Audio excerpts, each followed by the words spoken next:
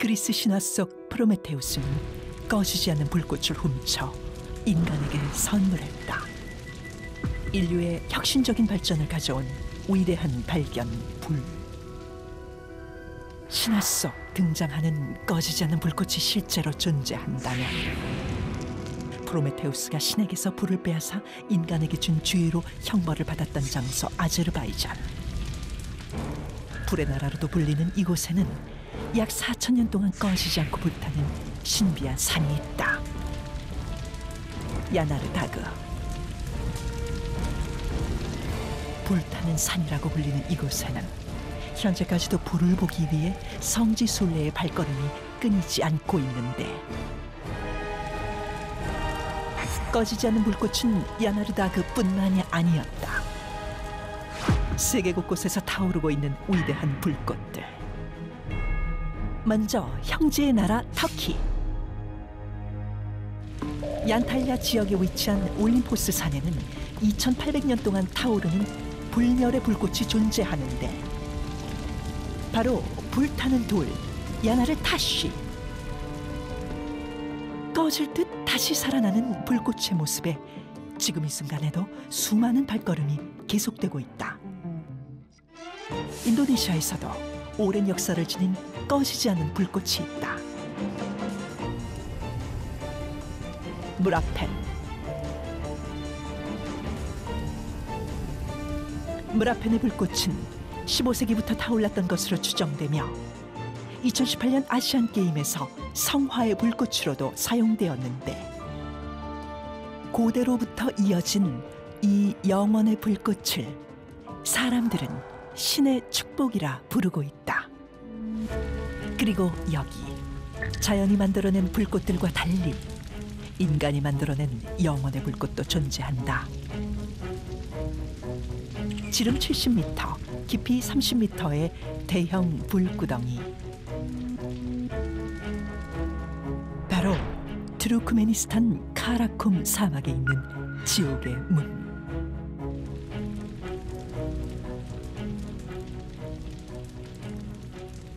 (1971년) 지질 시추를 하던 현지의 지질학자가 작업 중 지하의 거대한 동굴을 잘못 건드리게 되었는데,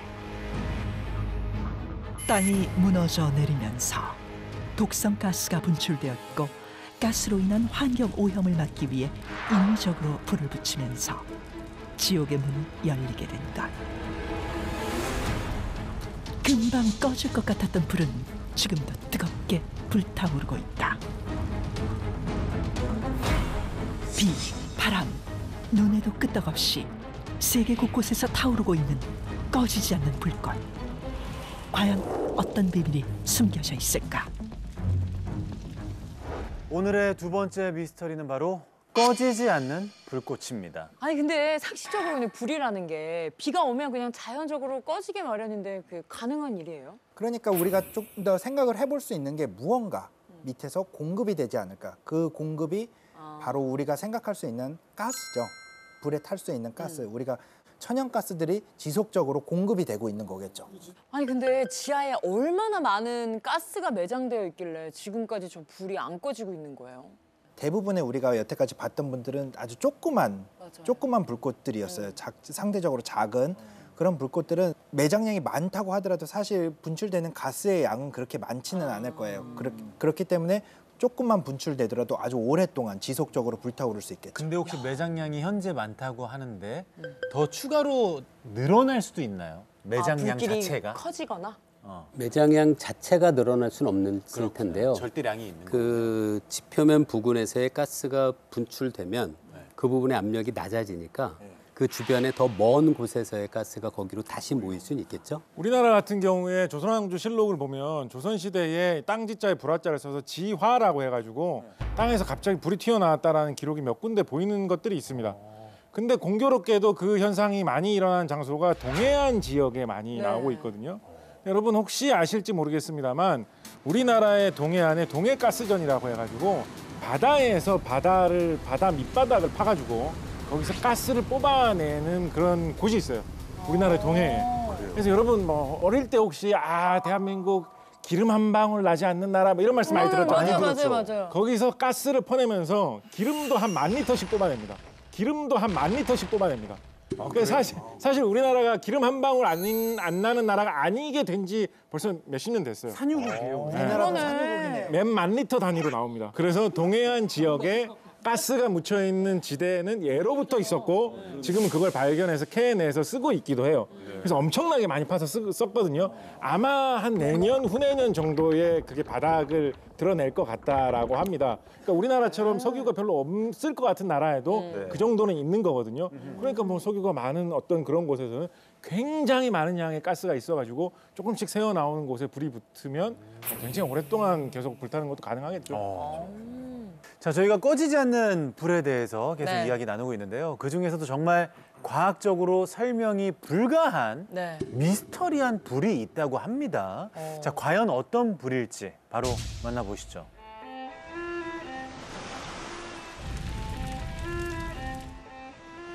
과학적 설명이 불가한 오늘의 미스터리. 물과 불은 서로 어울리지 못하는 관계, 상극이다. 음양 오행설에서도 화와 수는 상극. 그런데 물과 불이 공존하는 곳이 있다면 세계적 도시 미국의 뉴욕. 버팔로의 체스트넛 리치 공원에는 눈으로 보고도 믿을 수 없는 미스터리한 현상이 일어나고 있다는데, 물이 쏟아지는 폭포 속에서도 꺼지지 않는 불꽃이 있다는 것.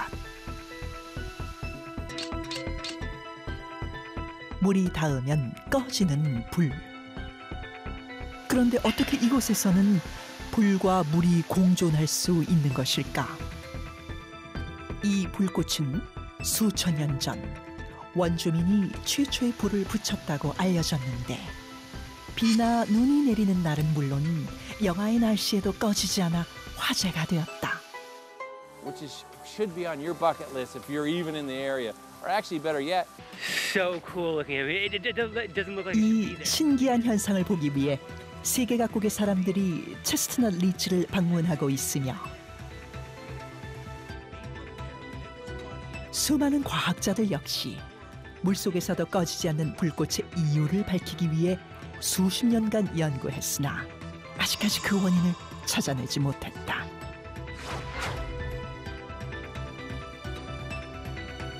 폭포 안에서 타오르는 영원한 불꽃. 과연 진실은 무엇일까? 아니 근데 말이 안 돼. 폭포 안에 지금 불꽃이 안 꺼지고 있단 말이에요. 이곳에도 뭔가 이렇게 나오고 있는 건 아닌가요? 그래, 밑에서나 이렇게. 뭔가 원인이 밝혀져 있지 않다는 게 정확히 뭔지를 모를 뿐이지 뭔가는 불이 붙을 수 있는 기체가 저 바위 틈 밑에서? 사이 어딘가로 계속 끊임없이 나오고 있을 것이다. 네. 저도 같은 생각이에요. 그 안쪽에서 기체가 나오지 않는다면 계속 탈 수는 없는 거거든요. 그래서 저도 어떤 가스가 계속 그 밑에서 나오고 있다. 배출되고 있지 않은 건가 그렇게 생각을 해봅니다. 얼마나 강력한 가스길래. 근데 어떻게 가스만으로 불이 이렇게 꺼지지 않고 맞아요. 불이 튀는데도 지속이. 지속이 될 수 있는 건지. 제가 정말 귀중한 지식, 음. 불의 정체를 여러분께 알려드리겠습니다. 우리가 흔히 착각하는 것 중에 하나가 네. 물과 불이 뭔가 반대되는 성질이 있다라는 이런 식의 생각 많이 하잖아요. 그렇죠. 그리고 뭐 세상을 구성하는 것들 중에 뭐 흙, 물, 뭐 공기, 불 뭐 이런 식의 있다는 이런 생각 많이 하잖아요. 그렇게 생각을 하다 보면 불도 어떤 물질인 것처럼 생각하기 쉽거든요. 네. 불도 뭔가인 것처럼. 그런데 사실 불은 그런 게 아니에요.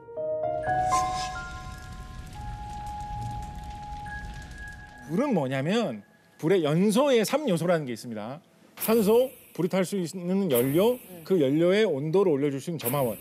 그 세 개가 있는 상황에서 연료가 산소하고 빠른 화학 반응을 열 때문에 일으키면서 열과 빛을 내뿜고 있는 그 모습이 불인 거예요. 아, 그 현상이 불이지 네, 그 어떤 모습이 형태가 있는 게 아니라. 연료가 빛을 내뿜고 있는 하나의 모습이 불인 것이지 불이라는 뭔가가 따로 있는 게 아닙니다. 그렇게 생각을 해본 적이 없네요, 저는. 맞아.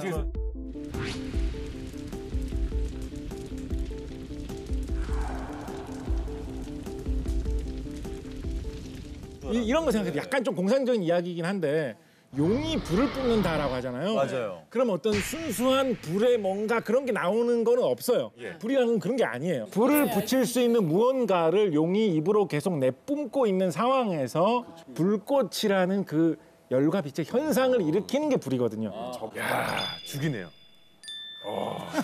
두 분이 풍짝이 불에 대한 생각이 완전 달라졌어요. 오. 지금. 네. 쫙 오는 거 같지 않습니까? 네. 아니 근데 진짜로 실제로 물 속에서 저렇게 불이 꺼지지 않는 경우가 이 미스터리 현상 말고 또 있을까요, 이게? 이 가스가 지속적으로 계속 공급이 되면은 산소와 반응을 해서 계속 탈 수가 있어요. 가장 쉬운 예로 2018년 평창 올림픽 당시에 수중 성화가 있었습니다. 맞아요. 네, 해녀분이 맞아요. 성화봉을 들고 바다에서. 바다 속에서 네. 성화 봉송을 했던 그 장면이 있거든요.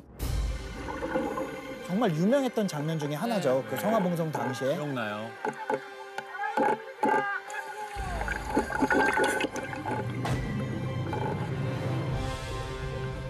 저 밑에서 높은 압력으로 가스가 계속 나오는 거예요. 불 모형인 줄 알았어요. 네, 그래, 저게 약간 뭐 플레어나 이렇게 맞아. 불꽃 같은 건 줄 알았는데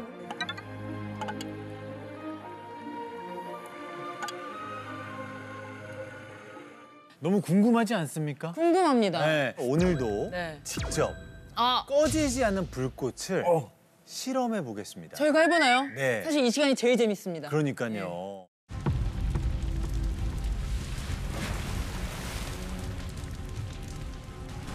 아직 원인이 밝혀지지 않은 오늘의 미스터리 장소.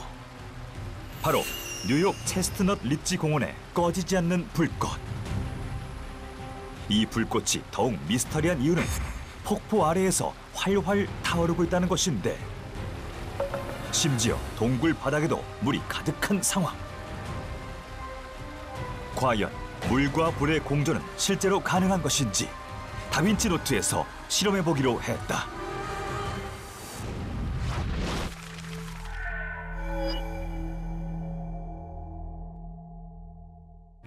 불꽃이 있는 장소는 뉴욕. 그러나 뉴욕에 가서 실험을 할 수는 없는 상황. 그렇다고 실험을 포기할 수는 없다. 뉴욕에 있는 폭포를 그대로 재현해보기로 한 다빈치 노트. 지금부터 본격적인 실험을 진행해 보도록 하겠습니다. 불을 이용한 실험인 만큼 안전 장비도 꼼꼼하게 준비했다.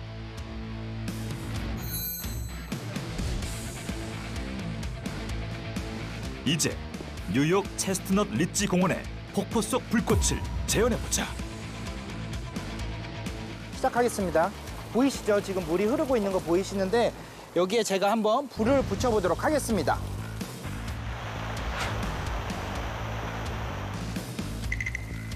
과연 물 위에 불이 붙을 수 있을까? 아무 반응이 없다. 다시 한번 물에 불을 붙여보도록 하겠습니다.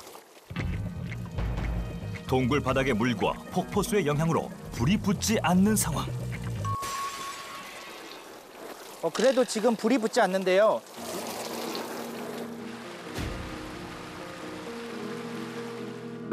설마 이대로 실험은 실패하는 것인가? 더 가까이 진짜로 불을 한번 붙여보도록 하겠습니다.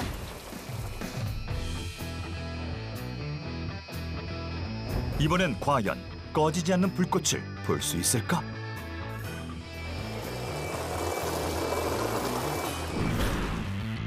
붙었다. 슬로우 모션 카메라로 봐도 정확히 물 위로 타오르는 불길. 물 위에 불이 붙은 신기한 현상. 심지어 폭포수를 맞고도 꺼지지 않는데,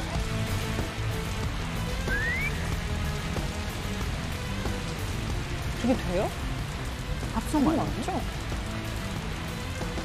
뉴욕 체스트넛 리치 공원과 비교해봐도 흡사한 모습이다.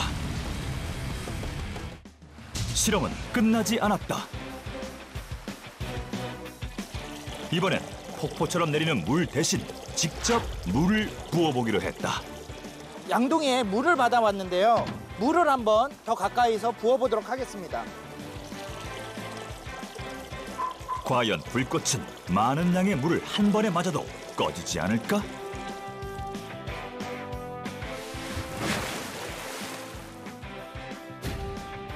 어떻게 저게 계속해서 물을 부어보는데 놀랍게도 꺼진 듯 보이지만 다시 살아나는 불.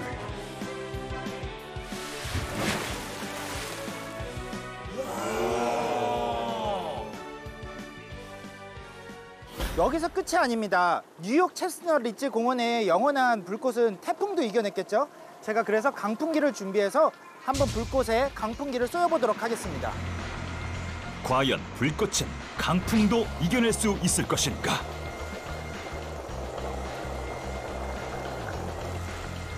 강한 바람에도 활활 타오르는 불. 불꽃은 꺼질 기미가 전혀 보이지 않는다. 한 번에 많은 양의 물을 부어도 강력한 바람에도 불꽃은 꺼지지 않았다. 뉴욕 체스트넛 리지 공원처럼 꺼지지 않는 불꽃 실험. 과연 어떻게 가능했던 것일까? 이번 꺼지지 않는 불꽃의 실험, 원리가 궁금하시죠? 제가 지금부터 설명해 드리도록 하겠습니다. 과연 그 원리는 무엇일까? 비밀은 바로 이것. 사실은 동굴바닥 물속에 가스가 공급이 될 수 있도록 특수장치를 연결을 했는데요. 지금 보이시는 이 장치들이 특수장치입니다. 체스트넛 리지 동굴 바닥에서 기체 연료가 나온다는 가정하에 다빈치 노트 동굴 바닥에도 가스를 공급하는 특수장치를 설치한 것. 그래서 불꽃 아래로 기체 연료가 계속 지속적으로 공급이 되고 있었던 거죠. 처음 불을 붙였을 때는 가스가 공급이 되지 않은 상태였기 때문에 아무리 토치로 물에 불을 붙여도 불이 붙지를 않았는데요. 이후에는 가스가 이렇게 공급이 된 상태로 토치를 이용해 불을 붙였기 때문에 물에 불이 붙을 수가 있었던 겁니다. 그렇다.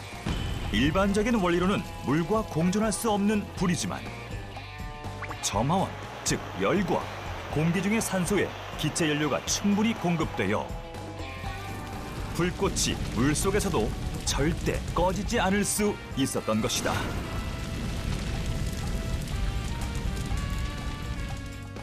불이 생성되는 연소의 3가지 조건이 지속적으로 갖춰지면 물속은 물론 그 어떤 상황에서도 24시간 365일 절대 꺼지지 않을 수 있습니다. 그럼 지금도 불 붙어 있는 상황이에요? 지금도? 정말 시간이 지나도 불꽃은 꺼지지 않을까? 그때 약속이라도 한 듯 비바람이 몰아치고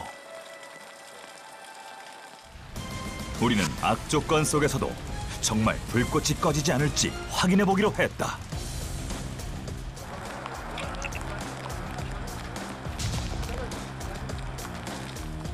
비바람에 강풍기의 바람까지 더한 상황. 빗방울은 점점 거세지는데 그럼 포커스가 아예 안 맞는데요? 안쪽에 물이 들어간다. 5시간 경과. 과연 불꽃은?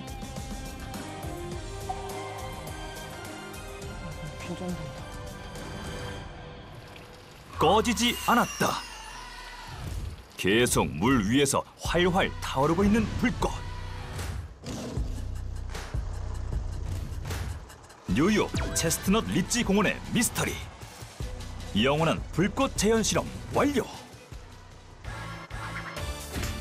물속에서 꺼지지 않는 불꽃의 비밀은 혹시 땅속 어디선가 새어나온 기체 연료의 힘은 아니었을까?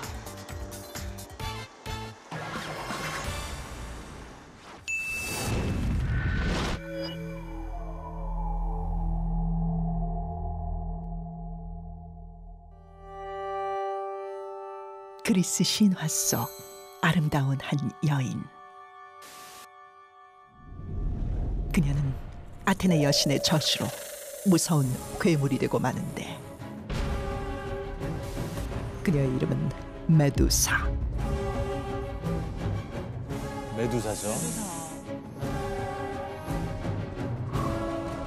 절대 메두사의 눈과 마주치지 마라. 메두사의 눈과 마주치는 자 누구든 돌로 변하게 되리라. 그런데 메두사처럼 모든 것을 돌로 만들어버리는 것이 존재한다.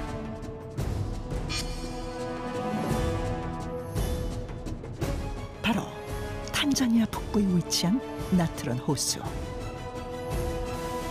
핏빛 호수, 죽음의 호수로도 불리는 이곳에서는 말라 비틀어진 채 죽은 동물들의 모습이 발견됐는데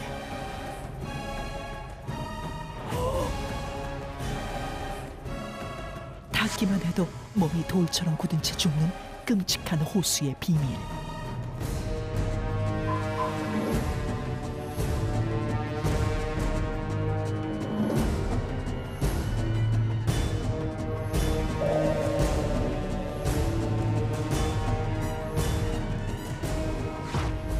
이 기이한 현상은 정말 메두사의 저주일까?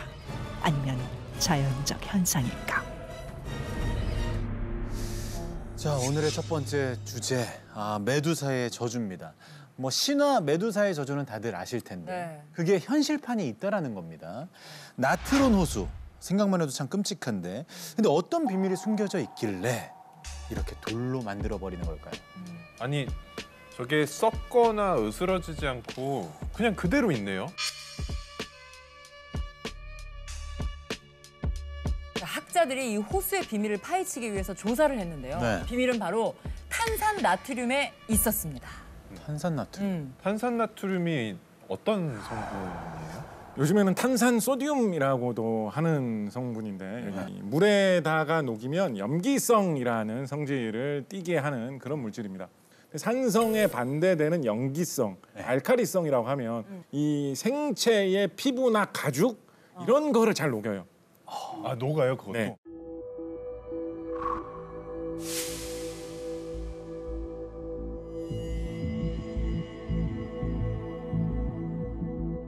일단 다 삭아서 사람의 형체가 없어지고 바짝 마른 저런 형태로 변화하게 되겠죠. 큰일 나겠다. 그리고 나면 좀 더 저렇게 돌처럼 보이죠. 좀 더 기괴한 형체로 보이게 되겠죠. 근데 저 호수에 탄산나트륨을 누가 저렇게 많이 때려 부은 건가요? 그게 정말 신기하죠. 자연적으로 저런 현상이 생기기가 쉽지는 않은데 저 호수 같은 경우에는 근처에 화산이 하나 있다라고 해요. 그래서 그 화산에서 뿜어져 나오는 그 마그마 속에 이런 탄산 나트륨을 만들 수 있는 성분이 좀 들어 있는 것이 지상으로 계속 배출돼 있어가지고 그게 이제 뭐 비가 올 때마다 혹은 다른 물이 흐를 때마다 계속 씻겨서 내려와가지고 저 호수에 고이게 된 거죠. 아하. 나트륨 호수에서 생물들이 돌처럼 굳게 된 것은 탄산 나트륨이라는 명확한 이유가 있잖아요. 네, 맞아요. 그런데 아직까지 과학적으로 밝혀지지 않은 미스터리한 곳이 또 존재한다고 합니다. 함께 확인해 보죠. 영국의 노스 요크셔주. 이곳에는 모든 것을 돌로 만들어버리는 이상한 동굴이 있다는데 가파른 10m 절벽 아래 위치한 거인의 두개골을 연상케 하는 괴기한 모습의 동굴. 이 동굴의 이름은 마더쉽튼. 그 이름은 바로 1488년 기괴한 얼굴을 가지고 태어난 여자아이의 이름이었다. 그녀의 모습은 기형적으로 거대하고 끔찍하게 못생겨서 악마의 자식으로 손가락질받으며 부모에게서 버려졌는데 자라면서 그녀는 미래를 내다보는 신비한 능력을 보였고 마을 사람들에게 닥칠 일을 예언했다. 놀랍게도 그녀가 예언한 사건들은 모두 적중했고 이런 현상이 계속되자 사람들은 그녀가 마을에 저주를 내린다고 입을 모았다. 당시 미래를 내다보던 그녀를 사람들은 마녀라고 불렀고 그들의 눈을 피해 마더쉽트는 오랜 세월 이 동굴에서 숨어 살았다고 한다. 그런데 그녀가 동굴에 숨어 살기 시작한 이후부터 미스터리한 현상이 일어나기 시작했다. 바로 어떤 물체든 동굴에서 떨어지는 물을 맞으면 돌로 변한다는 것. 저 물을 맞으면. 오? 인형도, 주전자도, 모자도, 자전거도 원래 흔적을 찾아볼 수 없을 정도로 딱딱하게 굳어버린 것. 그러나 더 놀라운 사실은 물체가 돌이 되는 속도에 있었다. 인형처럼 작은 물건은 한 달, 자전거처럼 큰 물건은 5달 안에 돌로 변해버리는 것. 그리스 신화의 메두사처럼 모든 물체를 굳게 만든다고 믿었던 마을 사람들은 마더쉽튼이 동굴에 저주를 내렸다고 생각했다. 그 후 그녀의 이름을 따 이곳을 마더쉽튼 동굴이라고 불렀다. 400여 년이 지난 지금도 여전히 동굴에선 물건이 돌로 변하는 기이한 일들이 벌어지고 있는데, 이 미스터리한 현상에 대해 학자들은 여전히 명확한 해답을 내놓지 못하고 있다. 어떻게 이런 일이 일어날 수 있는 것일까? 뭐든지 굳어버리는 기이한 현상은 정말 마더쉽튼이 동굴에 내린 저주일까? 아니면 자연이 빚어낸 신비한 현상일까? 보면서도 믿기지가 않는데 실제로 뭔가 저주를 받은 걸지 두 분은 어떻게 보셨는지. 저는 네. 아직 밝혀지지 않았다라고 얘기를 했는데 저 물을 조사하면 뭐 답이 좀 쉽게 나오지 않을까. 물의 비밀이 있다. 네, 왜냐면 물만 맞으면 변한다고 하니까. 교수님이 좀 나서주셔야 되는 거 아니에요? 물리학이니까 물리학이 아니라 화학에 가까워서요. 그렇습니다. 작가님께서. 그렇습니다. 나서게 좀 해주세요. 네, 조금만 기다려주세요. 비밀을 조금만. 존박 씨 궁금해요. 네, 저도 그 물이 일단 가장 의심스럽고 네. 그리고 저런 물체들을 일단 단면을 한번 잘라보고 싶어요. 단면을 한번 잘라보고 싶어요. 존 저 박사. 안에 그렇지. 저 안까지 돌이 되었을까 과연? 그러면 연금술 아닌가? 저는 이런 저주를 또 뭐 전설로만 듣기만 했지 실제로 일어나는 곳이 있다는 것이 굉장히 놀라운데 앞서 우리 도연 씨도 말씀하셨고 혹시 그 물 속에 그렇습니다. 핵심이 있는 겁니까? 그렇습니다. 네. 특히 아까 존박 씨 말씀해 주신 거. 다들 이렇게 돌로 변했다, 겉면이 진짜 돌처럼 됐네라고 생각했을 때 쪼개보자는 거. 이런 거 진짜, 이런 거 사실 과학적인 시각이거든요. 과학 중에서도 모든 문제를 해결해 줄 수 있는 어떤 과학의 최고봉.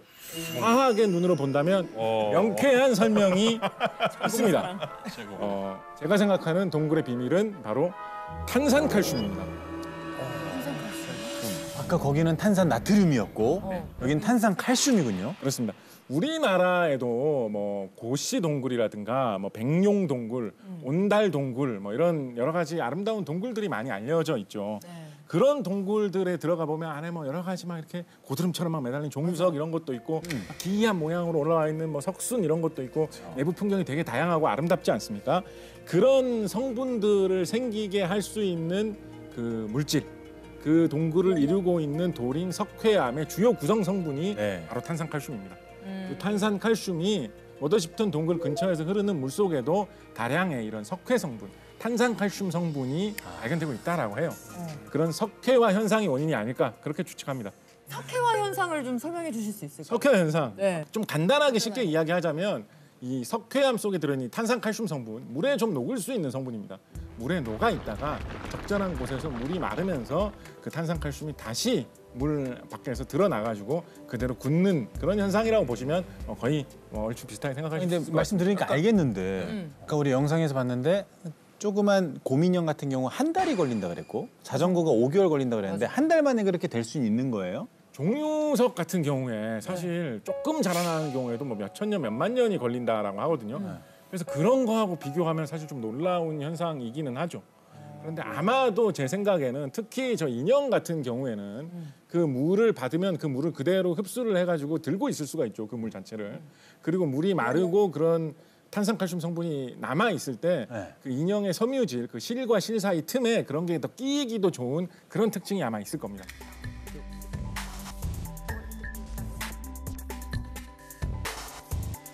제가 탄산칼슘에 좀 무게를 싣고 있는 또 다른 이유가 하나가 있는데요. 탄산칼슘이 굉장히 흔한 물질이기 때문입니다. 탄산칼슘이라고만 들어보시면 뭐 화학시에 쓰는 어떤 특별한 무슨 약품인가 이렇게 생각하실 수 있는데 사실은 굉장히 흔한 물질이에요. 여러분 우리 주변에 있나요? 지금 우리 뭐 스튜디오라든가 아니면 뭐 여러분 사시는 뭐 집이라든가 보통 이 벽이 다 뭘로 돼 있습니까? 뭘로 돼 있습니까 벽이? 시멘트. 시멘트. 콘크리트 시멘트로 발라가지고 콘크리트 해가지고 만들잖아요. 네. 그 시멘트의 원료가 석회암이라는 돌인데 그 석회암이 탄산칼슘의 덩어리예요. 그래서 동굴 속 물건들이 굳는 이유가 탄산칼슘 때문이다라고 말씀을 주셨는데 다른 분들은 어떻게 생각하실지. 제가 생각하는 맛없는 동굴의 비밀은 바로 이산화탄소입니다. 이산화탄소 사실 저희가 숨 쉬면서 내뱉는 그렇죠. 이때 나가는 게 이산화탄소잖아요. 그렇죠. 그 석회 현상이 잘 일어나려면 기본적으로 탄산칼슘이 잘 녹는 상태가 되어야 되잖아요. 탄산칼슘이 잘 녹는 상태가 되기 위해서는 물 속에 그러니까 물의 성분이 산성이 되어야 돼요.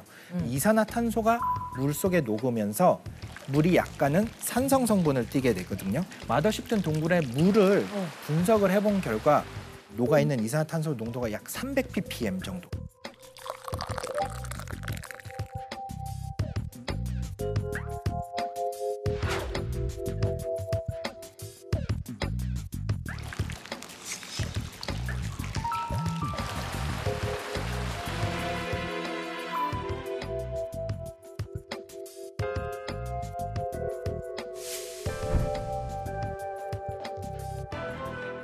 어쩌면 그 찾아오는 사람들이 내뿜는 이산화탄소 때문에 더 빨리 물건들이 굳거나 뭐 그러진 않나요? 관광객들이 많아지니까. 그럴 수 있겠다. 제가 확실하게 말씀드리기는 어려워요. 만약에 그 관광객들이 너무 많이 와서 네. 이산화탄소의 농도가 너무 높아져서 대기에서 물 속으로 CO2가 오히려 흡수된다면 그러면 종유석의 성장이 빨라질 여지도 있죠.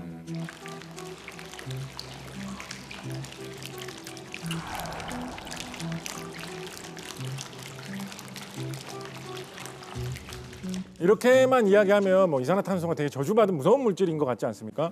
근데 과학기술의 세계에서는 이런 현상이 일어나면 이걸 또 역이용해가지고 생활에 유용하게 사용하기도 합니다. 어디에 사용을 하느냐? 불이 났을 때 물을 부어가지고 불을 끄잖아요. 그런데 뭐 아주 정밀하게 관리되어 있는 뭐 반도체 공장이다 이런 데 같으면 물을 부어버리면 장비가 다 고장나 버릴 거 아니에요. 그래서 물을 함부로 부을 수가 없거든요. 그러네요. 그렇다고 분말 소화기 같은 거 뿌리면 소화기 뿌리면 어떻게 되시는지 아시죠? 하루가 다 끼어요. 그래서 또 장비를 못 쓰게 된단 말이에요. 그래서 그럴 때 이산화탄소를 탱크에다가 쟁여놨다가 불이 나면 그 이산화탄소를 뿌려버립니다. 그럼 이산화탄소가 낮게 깔리면서 산소를 차단해가지고 불을 꺼주는 역할을 해요. 이산화탄소 소화기예요. 불 끄는 용도로 사용을 합니다. 오히려 재난을 막는데 이 성질을 갖고 있는 이산화탄소를 역으로 이용하는 거죠.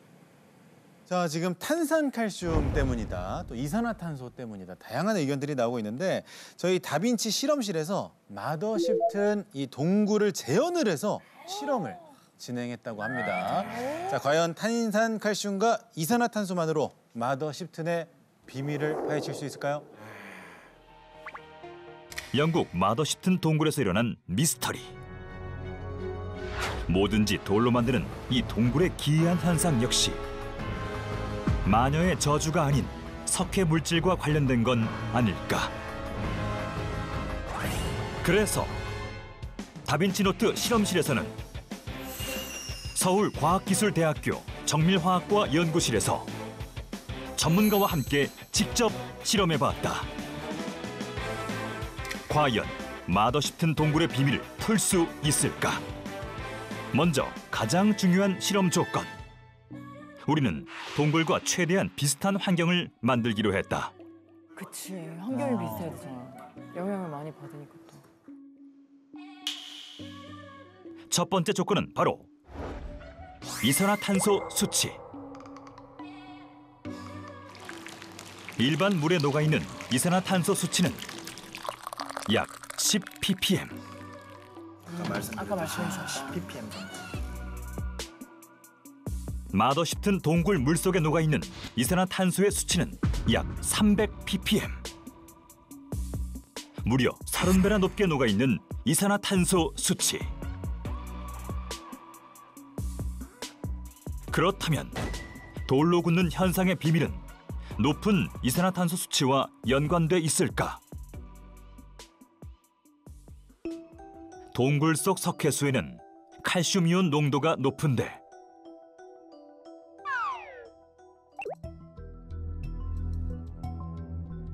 석회수가 이산화탄소를 만나면 탄산칼슘이라는 고체 물질이 생성된다. 이게 바로 석회암을 이루는 주성분. 그렇다면 석회수와 이산화탄소의 반응이 미스터리 현상의 원인은 아닐까? 그래서 모의 실험을 진행해봤다. 수산화 칼슘 수용액인 석회수와 이산화탄소의 고체 형태인 드라이 아이스를 만나게 했다. 두 개의 석회수를 준비한 후 한쪽은 실온에서 관찰, 다른 한쪽은 드라이 아이스를 넣어주었다. 비교하기 위해서. 과연 어떤 변화가 일어날까? 시간이 경과할수록 점점 뿌옇게 변하는 석회수.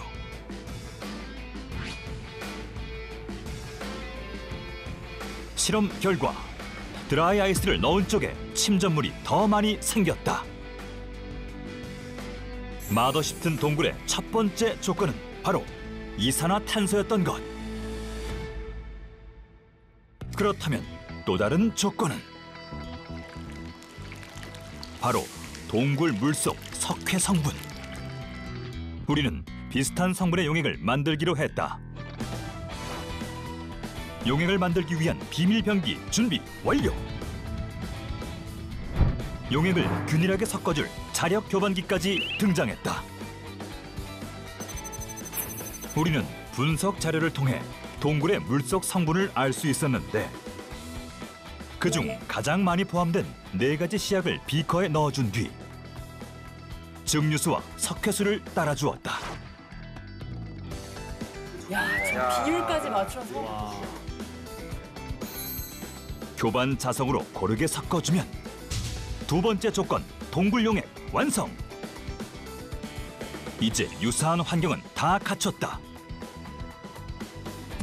이 조건들로 마더십튼 동굴의 비밀은 풀릴 수 있을까?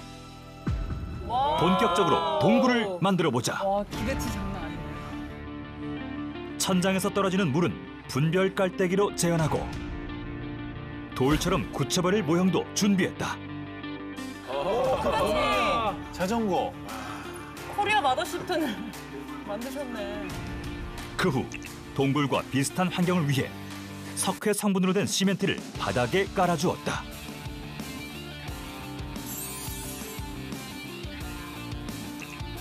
그리고 돌이 될 모형도 각각 배치해 주었다.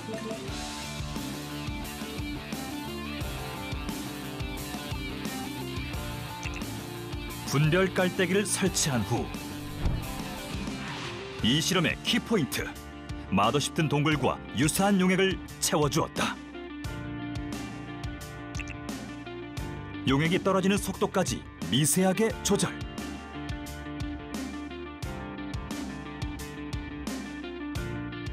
진짜 된다고? 와, 이거 되면 대박 아니에요? 이산화탄소 농도를 높이기 위해 드라이 아이스도 세팅했다. 마더십튼 동굴 재현 완료! 우리는 2주간 관찰 실험을 하기로 했다. 시간이 흐르고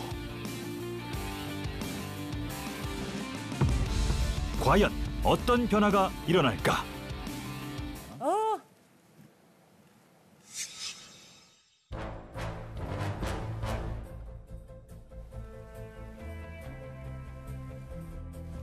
우와.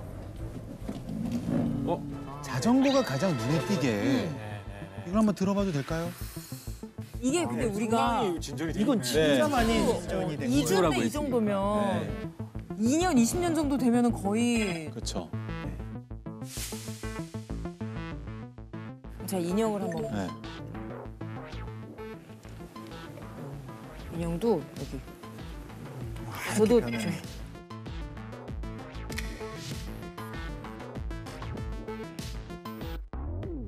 물론 좋아하지만. 얘는 윗부분이랑 부분이 이파리도 좋아. 네, 윗부분이 허옇게 살짝 굳었어요. 약간 이런 성애 같은 게 끼는 듯한 그런. 맞아요. 네, 잎사귀에도 살짝 묻어 있고요.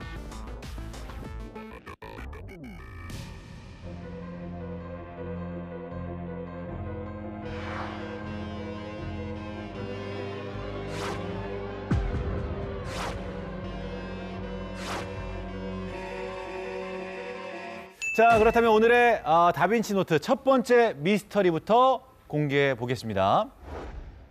1991년 8월 스페인 발레카스 마을. 스페인 전역을 공포로 몰아넣은 한 사건이 벌어진다. 이 사건은 스페인 역사상 최초로 공식 보고서에 설명되지 않는 일로 기록된 사건이었는데 무슨 일이지? 그 사건의 시작은 바로 18세 소녀 에스테파니아의 의문의 죽음. 고등학생인데 왜? 그녀의 가족들과 친구들은 에스테파니아의 죽음은 이것 때문이라고 주장했는데 그것은 바로 죽은 자를 부르는 강령술 위자보드였다. 위자보드?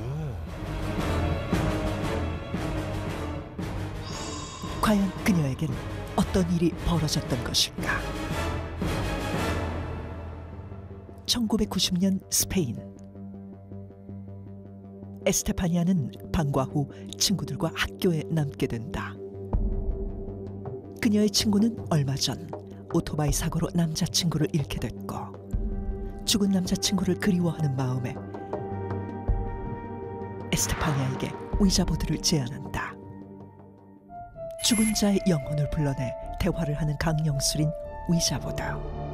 저게 진짜야? 죽은 자와의 대화인 만큼 위자보드에는 몇 가지 규칙이 있었는데 그 중에서 가장 중요한 것은 대화를 끝낼 때 굿바이에 손을 올리고 영혼과 작별 인사를 해야 악령이 쓰이지 않는다는 것.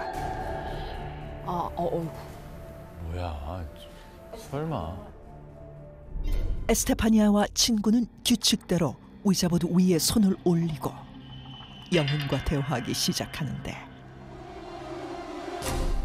그런데 그때 선생님이 갑자기 들이닥쳤고 깜짝 놀란 아이들은 위자보드의 규칙을 어기고 판을 부서뜨리게 된다. 굿바이를 못했잖아. 어떻게? 그리고 그 순간 친구들은 모두 같은 장면을 목격하게 되는데 뭐? 바로 에스테파니아의 코와 입 속으로 정체를 알 수 없는 연기가 빨려 들어갔던 것. 연기요? 그 후 에스테파니아는 기이한 일들을 겪게 되는데 매일 밤 거대한 검은 그림자의 환영이 사라지지 않았고 형체 없는 무언가가 공격하듯 극심한 고통과 갑작스런 발작에 시달렸다. Me echaba espuma por la boca, por la nariz, lo que sea, la ha poseído a mi hija. Mi hija ha sido poseída. 괴로웠겠다. 평소의 온순함과 달리 사람들을 향해 격렬하게 분노했고 점점 공격적인 행동을 보이자 에스테파니아의 부모님은 그녀를 병원에 데려갔지만 병원에서는 그 어떠한 원인도 찾을 수 없었다. 계속된 고통에 시달리며 악몽 같은 날들을 보내던 에스테파니아. 그녀는 결국 1991년 8월 혼수 상태로 발견, 끝내 사망에 이르고 말았는데 주변 사람들은 그녀의 죽음을 두고 위자보드의 규칙을 지키지 않았기 때문에 저주를 받은 것이라고 했다. 그렇게 그녀의 죽음과 함께 위자보드의 저주도 끝이 나는 듯 했으나 근데 같이 했던 친구들은 안 그랬잖아. 그러니까. 그러게요. 에스테파니아 혼자만 그런 거잖아. 날카로운데요. 그죠. 기이한 일들은 그녀의 가족들에게까지 계속됐다.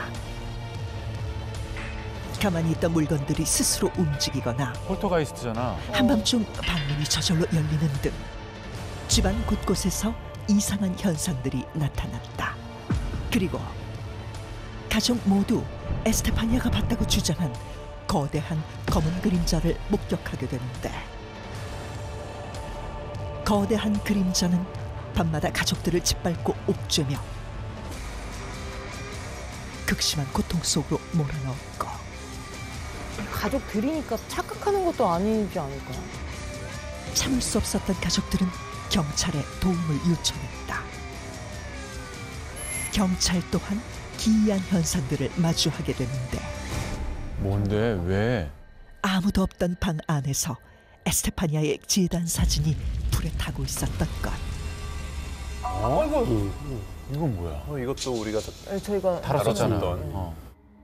가족들은 경찰에게 이 모든 일이 딸로부터 시작된 것 같다며 털어놓았고 경찰 역시 이 사건에 대한 원인을 찾지 못한 채 자신이 겪은 기이한 현상을 공식 보고서에 기록하게 된다. 그렇게 이 사건은 위자보드로 일어난 스페인 초유의 미스터리 사건으로 남게 된 것이다. 위자보드를 하고 난 뒤 에스테파니아와 그녀의 가족들에게 일어난 끔찍한 사건들.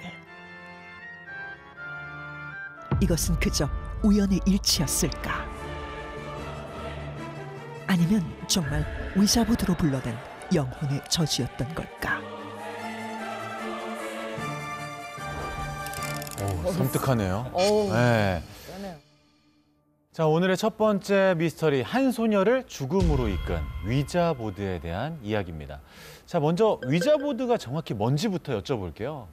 어떤 영혼, 세상을 떠난 혼령 이런 것이 돌아다니는 것을 내려오게 해서 다시 불러내는 기술을 강령술이라고 합니다. 그 강령술에서 가장 흔하게 사용되고 사람들이 쉽게 접할 수 있는 도구가 바로 위자보드다, 이렇게 얘기할 수 있겠죠.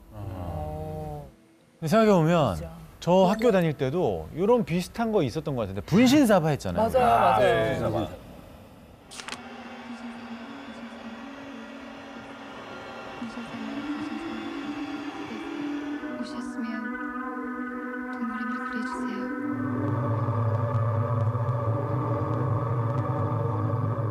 근데 실제로 분신사바 하면서 막 움직이는 친구들도 있었고 맞아. 뭔가 무서운 일이 생기기도 했었던 것 같기도 하고. 해본 적 있으세요? 저는 해봤는데 저는 믿지 않는데 근데 무서웠어요. 뭔지 알죠? 저도요. 저도 안 믿는데 무서워. 한번 해봤거든요. 네. 근데 진짜 뭔가 느낌상 약간 움직이는 것 같기도 하고 되게 네. 미세하게나마. 맞아. 그래서 그냥 하다가 그만한 적이 있었는데.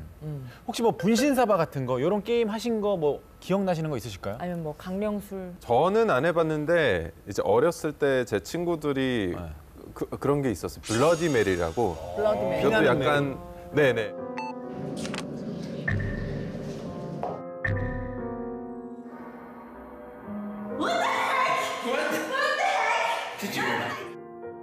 화장실에서 불을 끄고 거울 앞에서 눈을 감고 블러디 메리, 블러디 메리, 블러디 메리 3번을 외치고 눈을 뜨면 거울 속에 블러디 메리가 나타난다.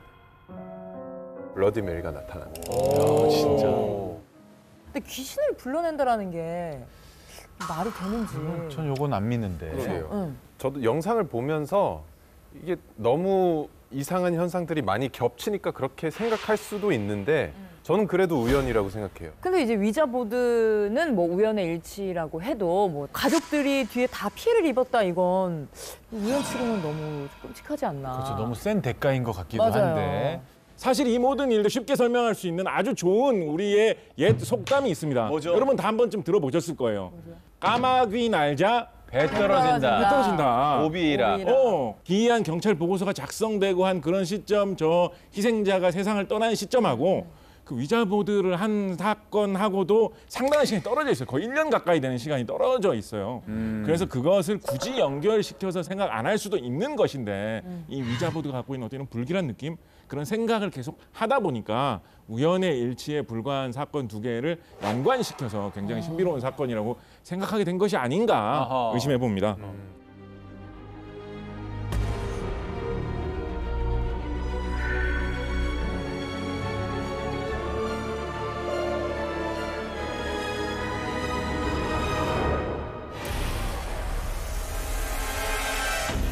근데 여기서 약간 딴지 걸고 싶은 건요. 좋아요. 얼마나 많은 학교에서 얼마나 많은 아이들이 이걸 몰래 하는데 다 그 아이들한테 그런 현상이 생기는 건 아니잖아요.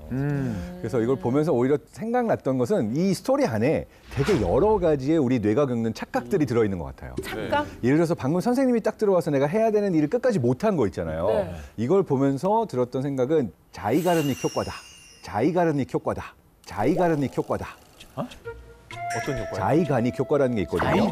자이. 네, 그게 뭐냐면 우리가 보통 뭔가를 할 때 나만의 프로세스로 다 해야 되는 게 있는데 예를 들어서 영혼한테 마지막에 인사를 해야 되잖아요. 이거 하면 사람들이 내가 하던 거를 다 하고 끝내면 잊어버리고 다음 걸 할 수가 있는데 그걸 다 못 끝내면은 뇌에 계속 남아요. 뭔가 이게 그 다음에 학습 능력도 저하시키고 내가 계속 생각이 나면서 그래서 이게 뭔가 늘 하던 대로 이걸 끝냈어야 되는데 못 끝냈다는 부분에 있어서 찝찝함이 남은 거는 그걸로 설명할 수 있다. 이게 하나였고.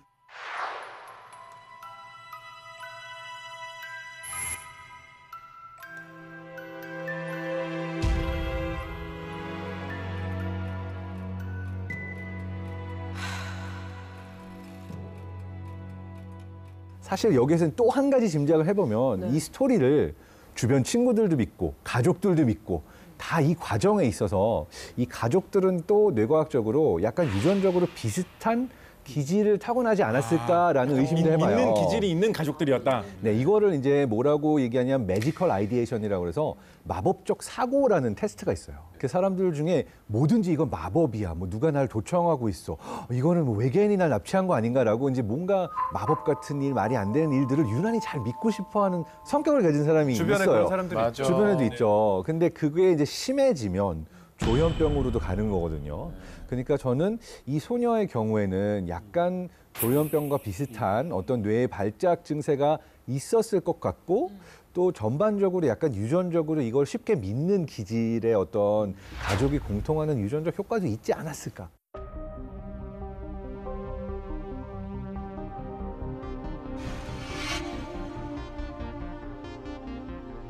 그래요. 정말 가까운 사람이 겪었다는 일은 제가 본 적이 없는 것 같아가지고. 맞아요. 그런데 네. 지금부터 위자보드를 한 후에 무시무시한 일들을 겪은 사례를 소개하겠습니다.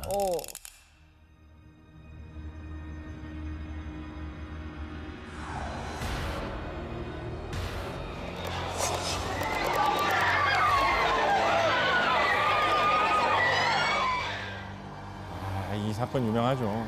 잠깐만. 이거는 이 80명이면 사건 유명하죠.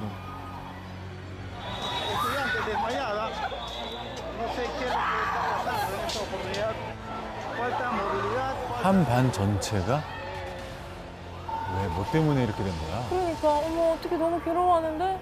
이건 진짜인데? Me desmayé un día miércoles. Fue muy horrible y me cuesta mucho acordarlo nuevamente y como alguien que me estuviera siguiendo por detrás. Era un hombre alto, era todo de negros, tenía una barba muy larga y es como que me estuviera siguiendo para ahorcarme o algo así. 꽤 구체적인데요. 그러니까. 얼마 전. 그럼 뭘 잘못 먹거나 이런 건 아니었다는 거네. 그죠? 그렇지.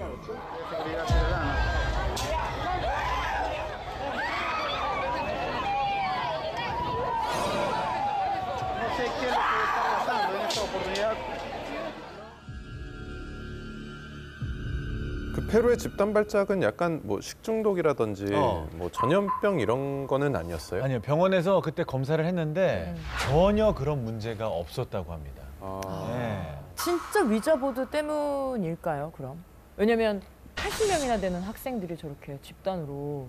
그러니까 설명이 안 되는데 이게. 맞아요. 제 생각에는 전형적인 집단 히스테리 현상이 아닌가 싶습니다. 지금 저렇게 어떻게 80명이나 되는 많은 사람들이 똑같이 이상한 걸 겪을 수가 있지? 그 많은 숫자 자체가 어쩌면 이유일 수도 있었다라는 거죠. 여러분 한 명이 소리 지르면서 뛰어가고 있었다라고 생각해 보십시오. 보고 있으면 저 사람 왜 저러는 거지라고 생각하겠죠. 그렇죠. 근데 한 20명이 소리 지르면서 막 도망가고 있다고 해보세요. 나도 좀 같이 도망가게 되지 않겠습니까? 겁에 질리지 않겠습니까? 사실 사회적 동물로서의 사람의 본능이거든요. 눈치를 보면서 무리가 어떻게 행동하는지 보자. 거기서 강한 느낌을 느끼게 되는 것은 사람의 기본적인 본성 아니겠습니까? 그러면 작가님 말씀대로라면 페루에 있는 학생들이 몇 명은 진짜로 뭐 몸이 안 좋아서 쓰러졌어. 그럼 나 보다가 뭐야? 나도 이렇게 했다는 말이에요? 무서움이 점점 커지는 거죠. 한 2명 정도가 애가 힘들어가지고 뭐 쓰러졌다라고 하면 애들이 오늘따라 왜 이럴까? 그런데 그게 약간 번져가지고 어느 그 한도를 넘어서게 되면 30명이 지금 갑자기 쓰러져가지고 소리를 막 지르고 있다라고 하면 그 공포감과 충격 때문에 나도 놀라게 되고 나도 겁에 질리게 되면서 히스테리가 나도 생기게 된다라는 거죠.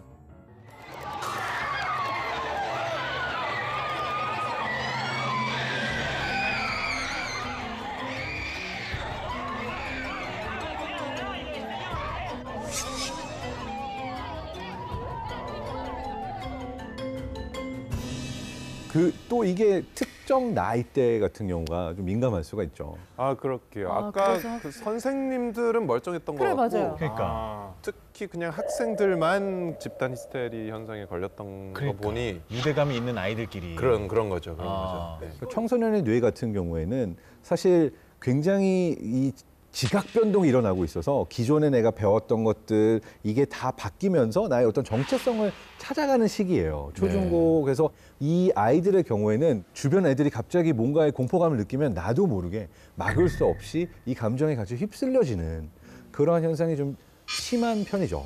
충분히 공감이 듣고 보니까 일리가 있네요. 것 같은데요. 네. 저 궁금한 게 한 가지 있는데 근데 아까 영상을 보니까 실려 나가고 막 두려움에 의해서 그렇게 신체적으로 그런 반응이 어느 정도까지 올 수가 있나요? 그러게요. 실제로 이게 굉장히 재밌는 건데요. 사실 이 내가 기대치 못했던 어떤 강한 자극을 받을 때 이걸로 인해서 심장마비까지도 올 수가 있습니다. 웬일이야. 자, 이거를 설명하는 이론이 미주신경으로 설명을 해요. 미주신경. 네, 그러니까 미주신경은 우리 몸 그러니까 전체를 통과한 가장 긴 신경이거든요. 교감신경, 부교감신경을 포함해서 소화기, 호흡기, 심장 이쪽 모든 곳에 다 그 조절을 하고 있어요. 근데 이 미주신경이 평소에 약간 릴렉스가 잘 돼 있고 적당한 긴장감을 유지하고 있으면 커다란 스트레스나 무서움이나 공포가 와도 우리가 그것 때문에 죽을 정도까지 가지가 않는데 얘가 이제 활시위를 치면 축 늘어져 있다가 갑자기 빡 당기잖아요. 그러면 끊어져 버리는 거예요. 실제로 예를 들어서 배가 전복되고 나서 물이 들어올 때까지 가기도 전에 내가 이제 죽는다라는 충격 때문에 그 이전에 심장사가 오는 분들도 꽤 있거든요. 그렇구나. 그래서 이런 충격, 공포, 심리적인 게 굉장히 충분히 죽음에까지 갈 수 있을 정도로 몸에 영향을 줄 수 있습니다. 네.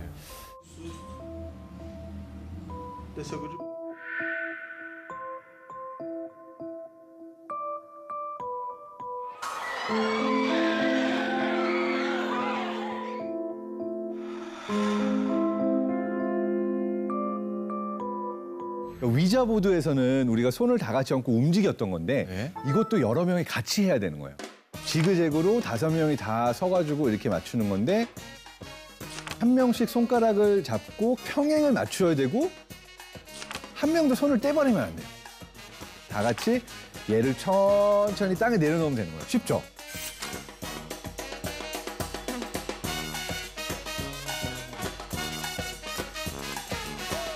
자, 그러면은 시작하도록 하겠습니다.